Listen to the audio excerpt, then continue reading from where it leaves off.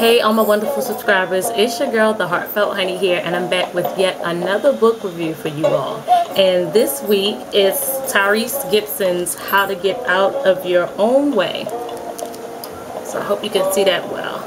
And this was another really good book. The guys are really doing it big right now. They're putting out some really good text, and I'm just really excited about what I'm reading. I've always liked to read books by men.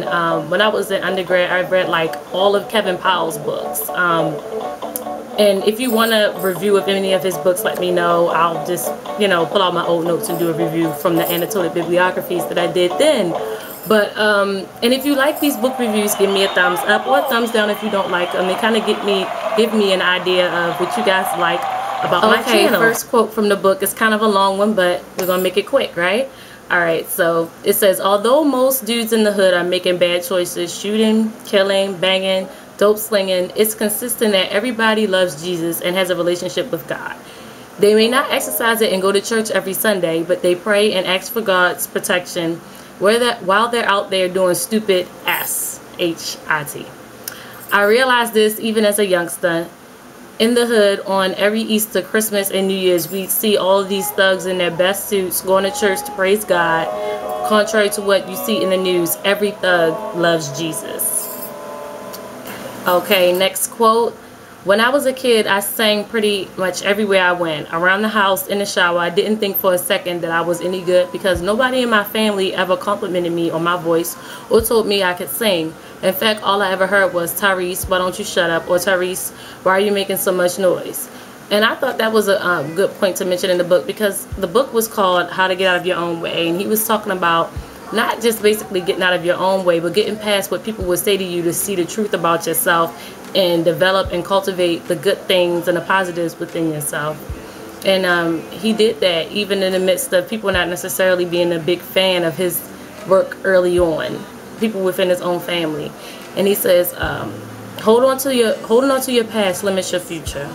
He says, the one mission I had when I was young was to get out of the hood. I decided that I wanted better for myself and that I didn't want to be like anybody around me.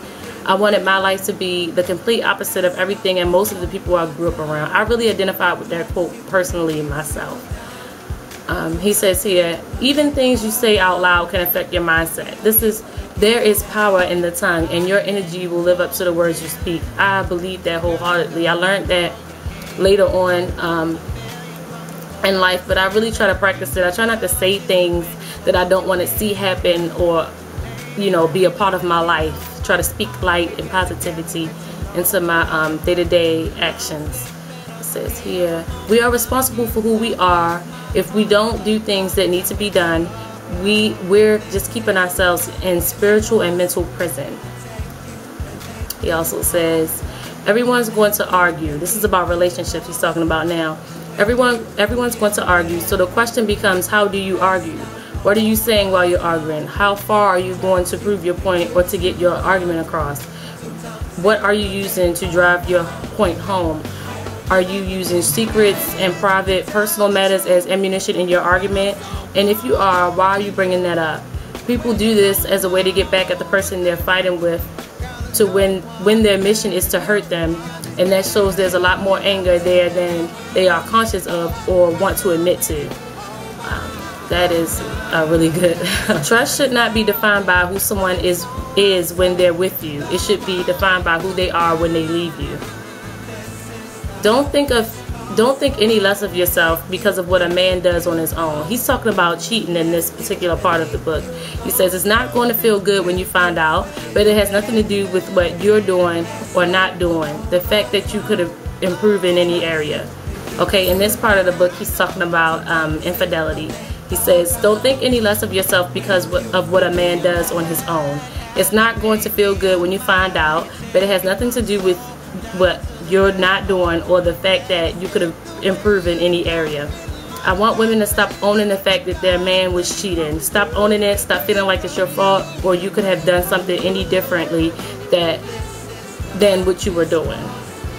He says, a woman should make her man feel comfortable with telling her the truth about any and all things he has going on in his life. And the reason he said that was because he was talking about HIV/AIDS in the African American community, and a lot of that has to do with women making their men feel like they can't be honest with them, because if a man feels like, this is what he said, if a man feels like if he tells you something your whole world is going to come crushing and crumbling down, then he'll be more hesitant to tell you that because he doesn't want to really hurt you. So he said, you know, leave those doors open for honesty, and it's gonna hurt, but it's better to deal with it in a way that if things come up in the future, he'll feel like he can tell you that honestly without crashing your whole world to crumbling pieces. And we all know we can be a little bit dramatic sometimes.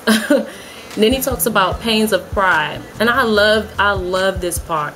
He compared when women talk down to their men and belittle them to when the feeling that women get when a man cheats on her. He said it's the same thing. Pain is pain. It's just a pain of pride. So let me know what you thought about that, because that's kind of deep. But I just feel some type of way about that statement, because it gave me something to really think about. Moving on.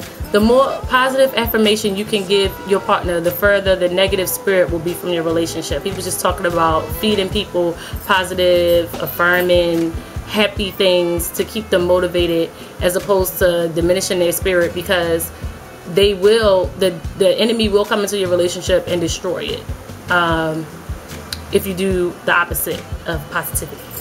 When it comes to love, winners never quit and quitters never win. I thought that was a really good quote. I see the invisible, I hear the silence, I climb invisible stairs, having faith in God with no points of reference. And that spoke to blind faith and how to have blind faith. And if you see me looking back and forth, it's because I'm looking at the computer screen here. This is my favorite quote throughout the entire book. Get comfortable in your weird. The word weird, from my understanding, means quirky, different, being an outcast of some sort. People that are different see things differently. They don't really go about their life trying to be a part of the things that normal, cool people would be a part of. And that is my all-time favorite quote in the book. And then also throughout the text, Tyrese spoke a lot about his mentors and the people who helped to elevate him to the level of success that he's received today. And along the way, he had several mentors. Will Smith, he had mentors in high school. And one guy that he always spoke of was John Bryan. He said that this guy told him, success is going from failure to failure without loss of enthusiasm. And I think that's really important, and it was really good for me to hear personally, because it's so easy to sometimes, you know, give up and say, you know what, I don't want to deal with this anymore. I've been trying, and it's not working. But if we feel like it's something that God really put us on the planet to do and pursue, then we have to stick with it and be encouraged. So I hope that encouraged you as much as it encouraged me. He also says, I keep my spirit open to allow people to come into my life and elevate me, because I'm constantly on a mission to be my best version of me. And I love that quote, because it's not about being like anybody else. It's about being the best you that you can possibly be, or the best me that I could possibly be. And that's such a beautiful thing, to just be comfortable in your own skin. And he says, there's nothing you can't do. The only limits are the ones you create for yourself. And so that's my last quote from the book, and I hope that all of them were equally as encouraging for you as they were for me. It was a really great book to read. So overall, I think Tyrese's How to Get Out of Your Own Way was a really, really great book. If you get the chance, go out, pick it up, support him. I think it's a really good book for teenagers, for adults. I think everybody can benefit from it. He chronicles his life, his ambitions, how he got as far as he did, how he got out of his own way and let go of the things, that personal behaviors that were holding him back from being his most true and magnificent self. So I really enjoyed it, and I hope you enjoyed this video. The winner for the Have You Seen These contest is coming right after this. Give me a thumbs up if you like it. Peace.